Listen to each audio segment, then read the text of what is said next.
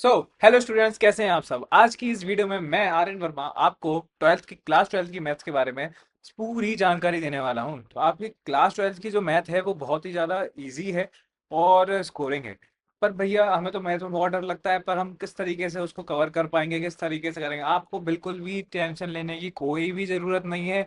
मैं आपको इस चैनल पे बिल्कुल फ्री में, हाँ भैया आपने सही सुना, बिल्कुल फ्री में मैथ का कोर्स लेके आने वाला हूँ, जो कि क्लास ट्वेल्थ के लिए होगा। क्लास ट्वेल्थ के स्टूडेंट्स जिसको भी किसी भी तरीके का डाउट हो वो सब कुछ उससे पूछ लेना मेरे से। और वो जो कोर्स होने वाला है बिल्कुल ही बेसिक होने वाला है। ठीक है, हम बिल्कुल बेसिक से हर एक चीज़ कवर करने वाले हैं। तो सबसे पहले हम ये कर लेते हैं, पता कर लेते हैं कि भैया हमें करना क्या है। ठीक, उससे पहले हम सिलेबस देख लेते हैं कि भैया हमारा सिलेबस क्या है। तो देखो, हमारे भैया मैथ का जो कोर्स स्ट्रक्चर है क्लास ट्वेल्थ का, उसमें क्या क्या यूनिट्स आ रही हैं। इसमें टोटल 6 यूनिट्स है। कितने यूनिट है? 6 यूनिट्स। फर्स्ट यूनिट आपकी क्या है? Relation and function. तो जो आपकी पहली यूनिट है ये रिलेशन एंड फंक्शन का आपको थोड़ा सा आइडिया क्लास 11th में भी लग चुका है कि भैया ये रिलेशन फंक्शन होता क्या है। ठीक है सर, कोई टेंशन लेने की जरूरत नहीं। अगर आपने क्लास 11th में सही से नहीं पढ़ाई करी है, फिर भी मैं आपको 11th की बेसिक से ही स्टार्ट करूंगा, उसके बाद 12th पे आऊंगा। आप परेशान मत होइए, ठीक है। तो रिलेशन फंक्शन आपका जो है यूनिट, इसमें दो चैप्टर है। एक तो आपका यही रिलेशन एंड फंक्शन, ठीक है, और उसके बाद दूसरा आपका जो चैप्टर है वो है इनवर्स ट्रिग्नोमेट्रिक फंक्शन। ठीक है, ये दोनों जो चैप्टर हैं, इन दोनों को चैप्टर को मिला के जो आपका ये यूनिट आएगी, ये 8 मार्क्स की आएगी। समझ में आ रहा है?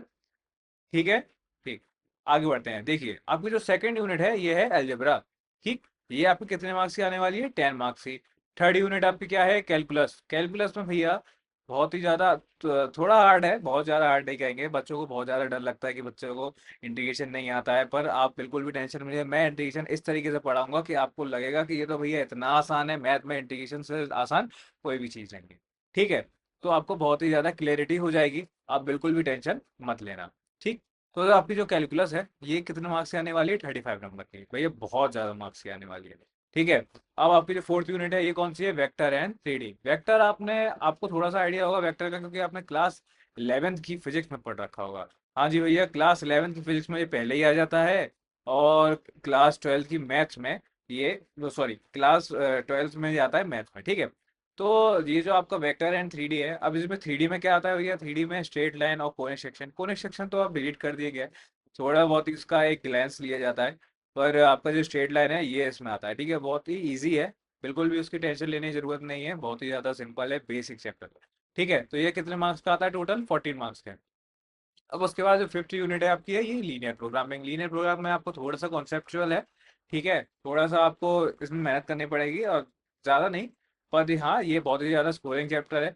इसमें एक ही क्वेश्चन आता है ज़्यादातर, एक एक से दो क्वेश्चन आएगा और ये 5 नंबर दे के जाएगा सीधा सीधा। ठीक है, फिर इसके बाद भैया जो आपका चैप्टर है वो है प्रोबेबिलिटी। प्रोबेबिलिटी थोड़ा सा आपको टफ पड़ेगा। हाँ जी भैया, मैं ही कह रहा हूँ इसको कि ये थोड़ा टफ पड़ेगा, क्योंकि जब मैं क्लास 12 में था मुझे भी ये बहुत टफ लगता था। ठीक है, तो आप चिंता मत करिए, मैं अब तो 12th में नहीं हूँ। ठीक है, तो मैं इसको बहुत अच्छे से पढ़ाऊंगा, बहुत ही बेसिक तरीके से पढ़ाऊंगा, जो आपको बहुत ही ज़्यादा अच्छे से ये समझ में आ जाएगा। ठीक, ये आपका कितने मार्क्स का आने वाला है? 8 मार्क्स का टोटल। जो आपका है, अगर हम इसका टोटल करेंगे तो भैया 80 मार्क्स का होगा। कितना होगा?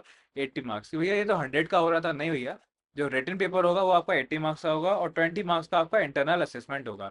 टोटल आपका ये 100 हो जाएगा। ठीक, समझ में आ रहा है? आप बिल्कुल टेंशन मत लीजिए।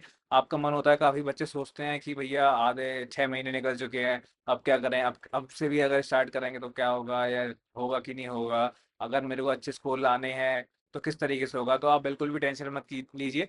6 महीने हैं, बहुत है हमारे पास, मैं आपका कोर्स जल्दी से जल्दी खत्म करा दूंगा। ठीक है, आपका इस यूट्यूब चैनल पे मैं आपको एक एक एक्सरसाइज, जी हाँ, एक एक एक्सरसाइज, एक एक क्वेश्चन, बहुत अच्छे से एनसीईआरटी की, एनसीईआरटी एग्जाम्पलर, और थोड़ा बहुत आरटी शर्मा भी ले लेंगे। आप बिल्कुल भी टेंशन मत करिए, एक एक कॉन्सेप्ट आपके बिल्कुल अच्छे तरीके से क्लियर हो जाएंगे। और आप जितने चाहें उतने स्कोर कर सकते हैं। मेरा मतलब है जितने चाहे, 100 से ऊपर नहीं, 100 मिनिमम तो 100 होता है। फिर उसके बाद आगे जो भी होगी। ठीक, अब देखिए, अब देख लेते हैं कि भैया यूनिट जो हमारे आपका रिलेशन फंक्शन था इसमें क्या क्या आता है। देखो भैया, रिलेशन एंड फंक्शन में किस तरीके के क्वेश्चन पूछे जाते हैं? टाइप्स ऑफ रिलेशन, बहुत ही सिंपल क्वेश्चन है। टाइप्स ऑफ रिलेशन कौन कौन से होते हैं? Reflexive, symmetric, transitive. ठीक है, और जो रिलेशन रिफ्लेक्सिव, सिमेट्रिक, ट्रांजिटिव होता है वो इक्विवेलेंस रिलेशन होता है। भैया आपने तो अभी पढ़ाना शुरू कर दिया, मैं पढ़ाऊंगा अभी, बस मैं एक आइडिया दे रहा हूँ कि चैप्टर में कौन कौन से टॉपिक हैं, ठीक है।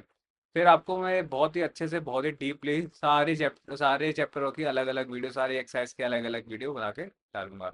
ठीक, अब तो सेकंड चैप्टर है, ये क्या है, इनवर्स ट्रिग्नोमेट्रिक फंक्शन।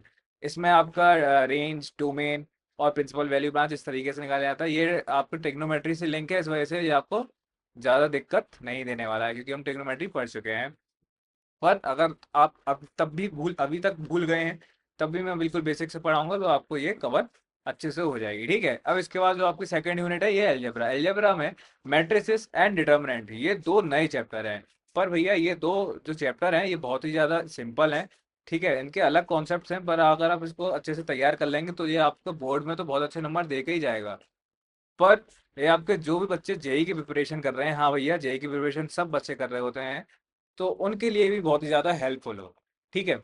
तो ये मैट्रिक्स एंड डिटरमिनेंट हो गया। अब इसके बाद भैया जो आपकी थर्ड यूनिट है, हाँ भैया, ये सबको बहुत डरावनी लगता है, कैलकुलस।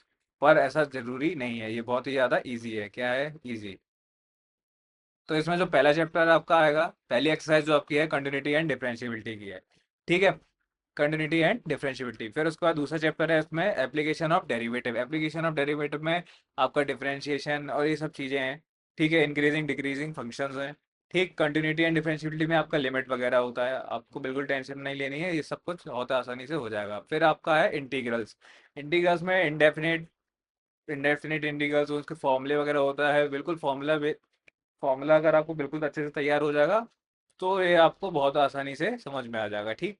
अब उसके बाद है आपका application of integral. Application of integral में एरिया अंडर द कर्व, यही निकाला जाता है। बहुत ही सिंपल चैप्टर है, हमें बस सिंपल सिंपल इंटीग्रेशन करने होता है और सब हो जाता है, ठीक।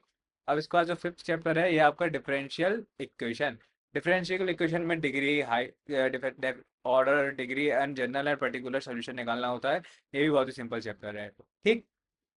अब भैया इसके बाद हमारी चौथी यूनिट पे आ जाओ। चौथी यूनिट क्या थी हमारी, वेक्टर एंड थ्री डी, ठीक है। वेक्टर मैंने जैसे आपको बताया, ये आप क्लास 11 की फिजिक्स में पढ़ चुके हैं, लेकिन मैं आपको यहाँ से दोबारा से सही अच्छे तरीके से पढ़ाऊंगा, ठीक है। आपको क्लास 11 की में जो भी आपने इसमें पढ़ा था, वो सारा बेस लेके उस तरीके से बहुत अच्छे से पढ़ा दूंगा। बिल्कुल भी टेंशन लेने की जरूरत नहीं है, वेक्टर्स है आपका, ठीक। फिर उसके बाद आपका आता है थ्री डी। थ्री डी में आपका ये स्ट्रेट लाइन वगैरह है, सब कुछ बहुत अच्छे से ये भी कवर हो जाएगा, ठीक है। फिर उसके बाद आपका जो यूनिट 5 है, ये क्या है, लीनियर एंड प्रोग्रामिंग। इसमें आपका लीनियर एंड प्रोग्रामिंग है, ठीक है। ये भी आपको बहुत अच्छे से कवर हो जाएगा, इसमें भी टेंशन लेने की ज़रूरत नहीं है, ठीक। अब आपका जो लास्ट यूनिट बचती है, वो है प्रोबेबिलिटी। भैया प्रोबेबिलिटी में हमें थोड़ा सा डर लगता है, क्योंकि ये थोड़ा सा आसान नहीं है, ठीक है। इसमें पीएनसी भी यूज़ होता है, ठीक। कि बिल्कुल भी टेंशन मत लीजिए, मैं पीएनसी वगैरह हर एक चीज़ समझा दूंगा, दोबारा से समझा दूंगा, अगर आपने 11th क्लास में अच्छे से नहीं पढ़ा है, बिल्कुल बेसिक क्लियर नहीं है। 11th एकदम मजे में उड़ाइए, आपको बिल्कुल टेंशन लेने की जरूरत नहीं है। इस यूट्यूब चैनल पे मैं आपको बहुत अच्छे से, बिल्कुल फ्री में, हाँ जी भैया, बिल्कुल फ्री में सब कुछ सिखाने वाला हूँ। तो आपको मैथ के लिए बिल्कुल भी टेंशन लेने की जरूरत नहीं है, आप एकदम जीरो से हीरो बन जाओगे मैथ में, ठीक है। तो आप होप सो आपको ये वीडियो ठीक लगी होगी। मिलते रहेंगे हम आगे, और भी वीडियो में लेके आऊँगा, और आपका मैं कोर्स जल्दी से जल्दी स्टार्ट कर रहा हूँ, ठीक है ना। तो अगर आपको ये वीडियो अच्छी लगी हो, और आप अपने आपको थोड़ी हेल्पफुल लगी, तो आप ज़्यादा से ज़्यादा अपने दोस्तों पे शेयर करिए, ठीक है। इसको लाइक कमेंट करना मत भूलिएगा। कोई भी डाउट हो, किसी भी तरीके के कोई भी टॉपिक समझ में नहीं आ रहा है, या आपको जिस तरीके की आपको वीडियो चाहिए, मतलब जिस टॉपिक पे आपको वीडियो चाहिए, तो आप वो भी कमेंट सेक्शन में लिख सकते हैं, तो मैं उस पर भी आपकी वीडियो लेके आऊँगा, ठीक है। होप सो ये आपको अच्छा लगा हो। तो मिलते हैं अगली वीडियो में। Thank you.